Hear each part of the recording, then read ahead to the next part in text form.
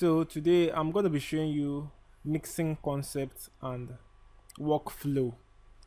So I just made a small beat for this tutorial. I'm going to be breaking down everything step by step. So as you can see, by the time you finish loading all your plugins, your drum packs and everything, your RAM or your CPU will be overloaded. So it will be difficult for you to do a proper mix. It's going to be slowing down your PC or one thing or the other.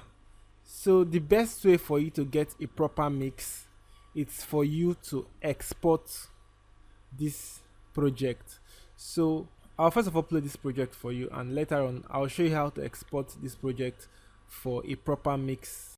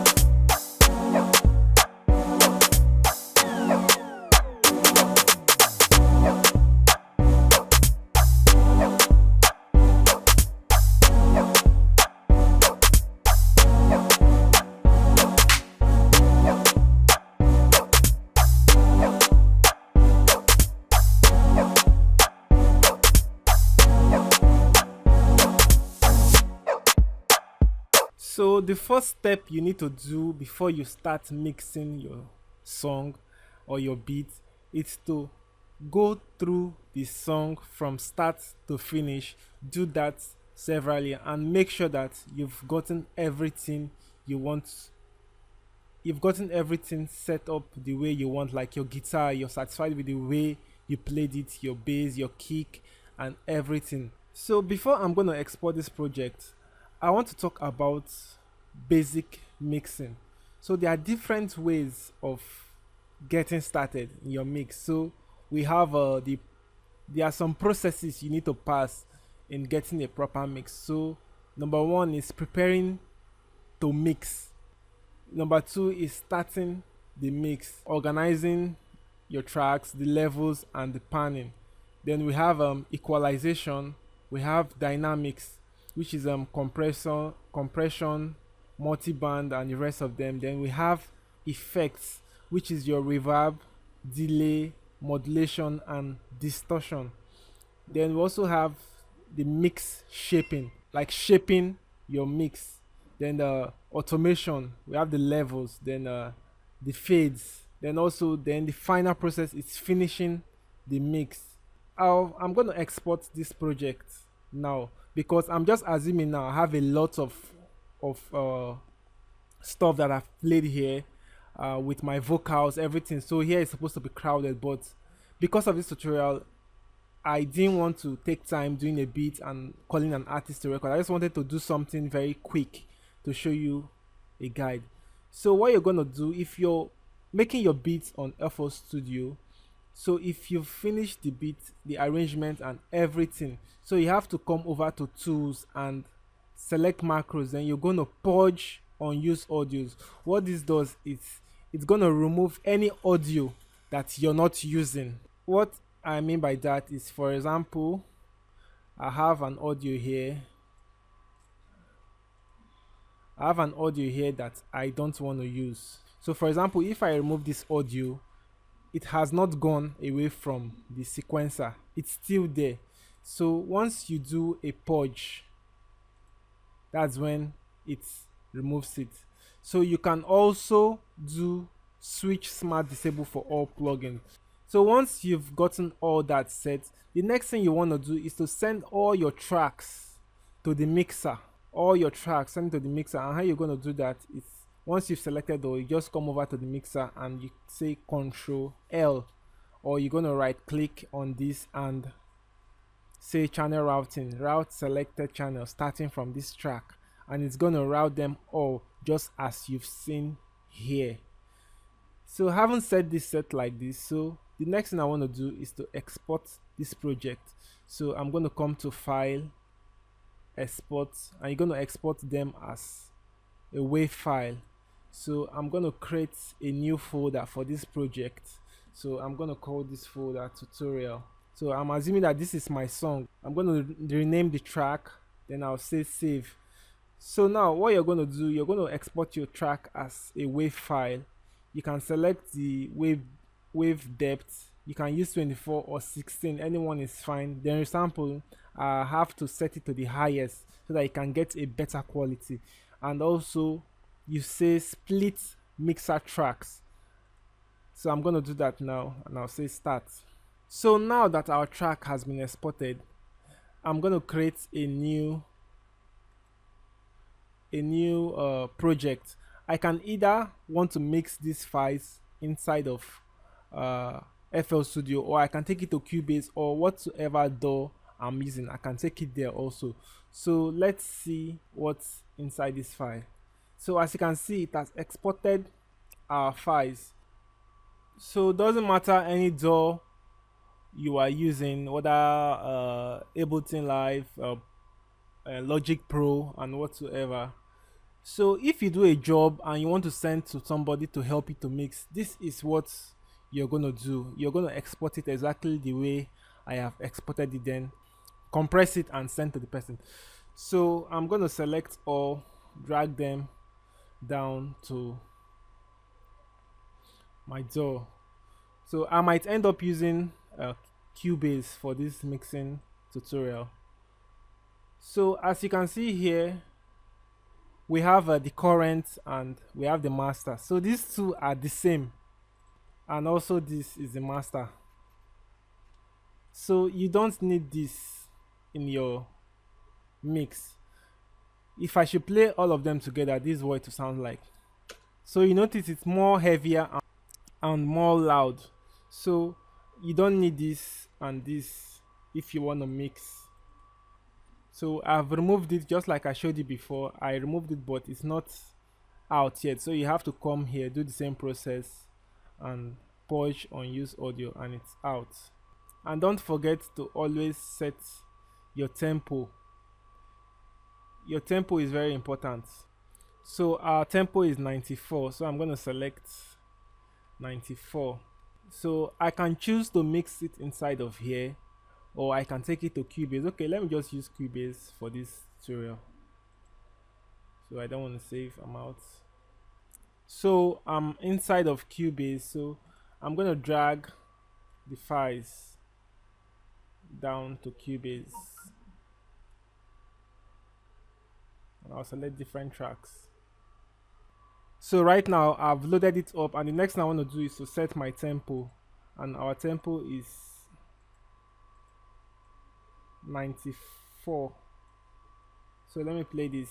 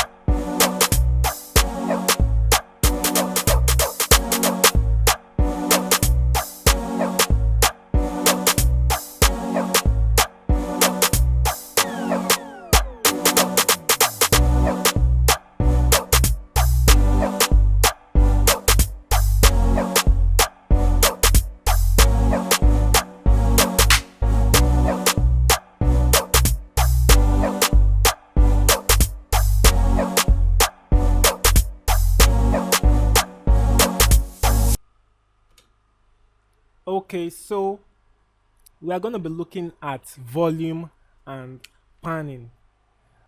So we're not going to be looking at which plugin or which plugin not to use. So I'm just going to be showing you how I approach my mix. So the purpose of mixing is to allow other tracks, all other tracks, or align all the tracks which you have played and recorded to sound nice all together at the final mix, which might be a WAV file, MP3. So once a song is properly mixed, you will enjoy how it sounds and you even love listening to them. So the volume and panning are the crucial element to mix, and they are easy to do. Most people bypass the process. Most people don't even uh, take their time to mix their song. They always want to increase the parts that are so enjoyable, the part that they like. They want to increase it up. So if they like, let's say they like the guitar part, they want to increase, let it be the loudest. No, that's not it. You need to listen properly and make sure that everything blends right. I know you might be saying volume and panning, it's very easy, just adjust, do some panning. No, you might know how to adjust volume and do panning, but it doesn't mean you have the right approach of doing them. So like I said previously, before you start mixing, listen to the song from start to finish. Do that several times. Then you start playing with the volume and do some pan balancing. Do the volume balancing and do the pan balancing. While listening to the track from start to finish, your purpose is to let each of the tracks sit where it needs to be. Not every track needs to be loud. Not every track needs to be loud as another track. So panning is your first big trick to allow things sit in the mix. Panning is very important. I'm going to play this song one more time, and I'm going to start with volume balancing and the panning. So as you can see here, we are clipping already. We are clipping already. So I need to do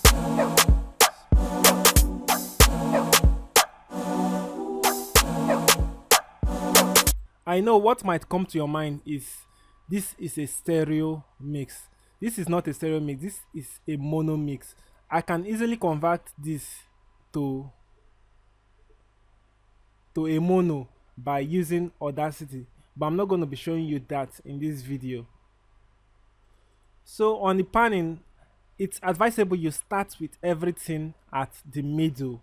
I know sometimes you might be making your beats and you're doing your adjustments. Fine, that's fine. But when you want to do a proper mix, everything has to be at the middle.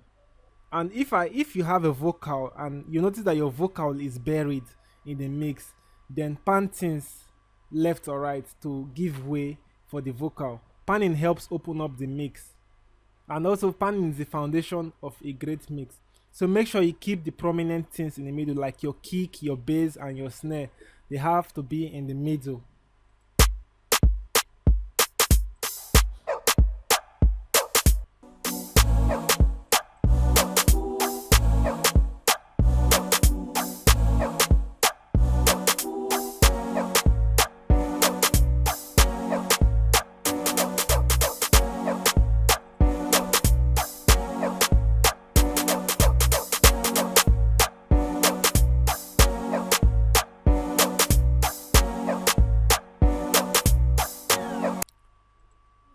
So the tracks you might be mixing might be different from the one I'm doing. So I'm just using this one as an example to show you. Yours might be a lot to do. So in some cases you might do LCR panning, which is left all the way to the left, or center, or all the way to the right. So let's say you want to pan something about 30%.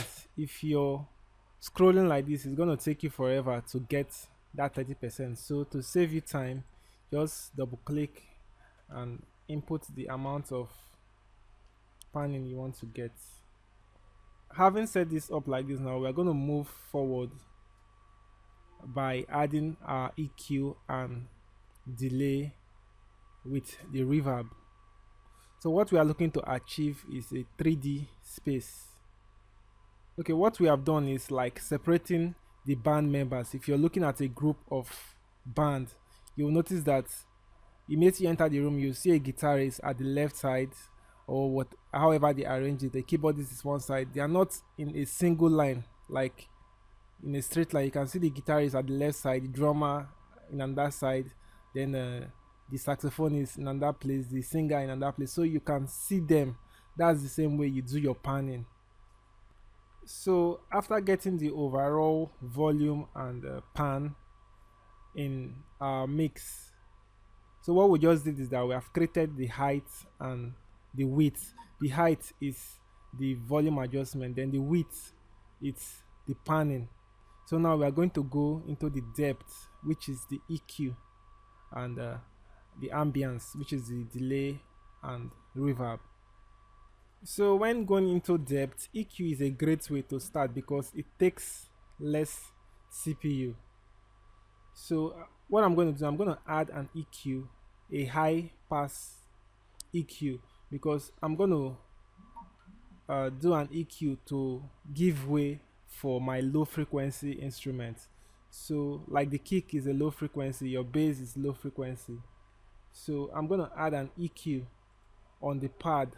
I'm going to add an EQ on the pad and the other instruments.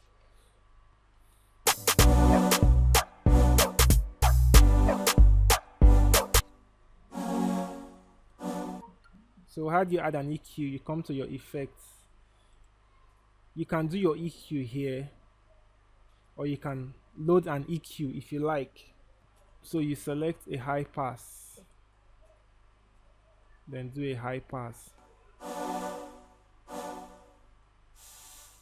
As you can see, I'm doing a high pass. You can only hear the high part.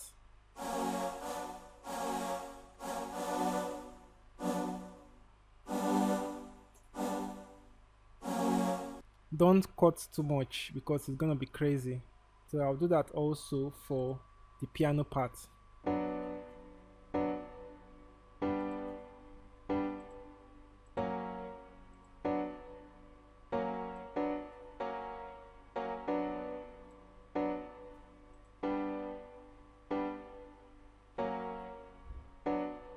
So I'm gonna add an effect track where I can put my reverb and my delay. It doesn't matter which reverb you're using. You can use the stock reverb, or use a third-party reverb.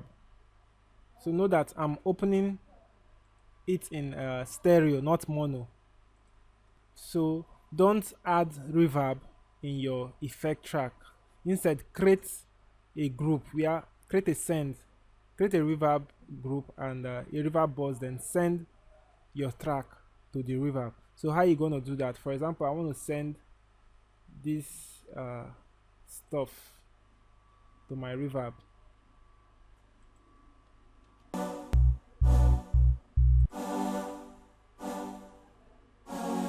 You just come over here. See, this is the send.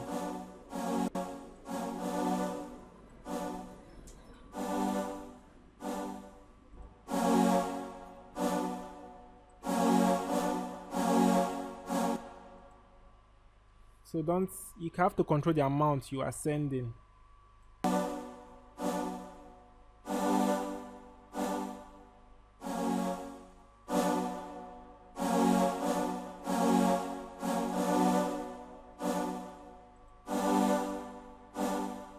So you can do this for the rest of the tracks you want to send to the reverb.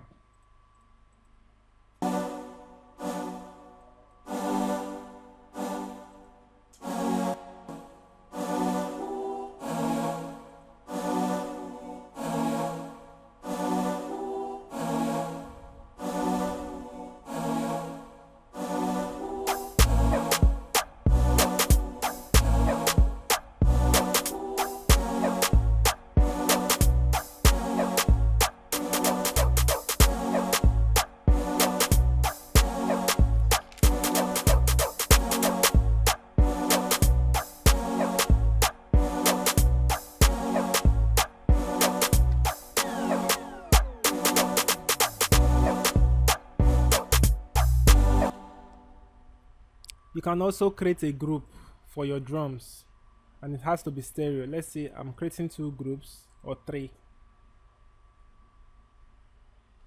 Sorry, I'm supposed to create a group, three groups. So I'm gonna call one my drum bus, then the other one it's for my piano lines. That's, I'm just assuming I have different pianos or guitars. You understand? So I'm gonna route all my drums into this bus. So how I'm gonna do that, it's from here. So this is my drum.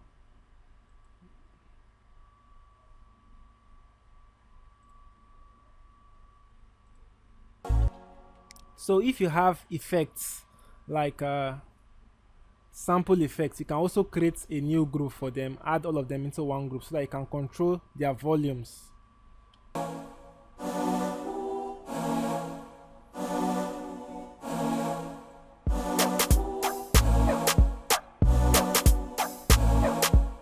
So now I can also send my drums to my reverb.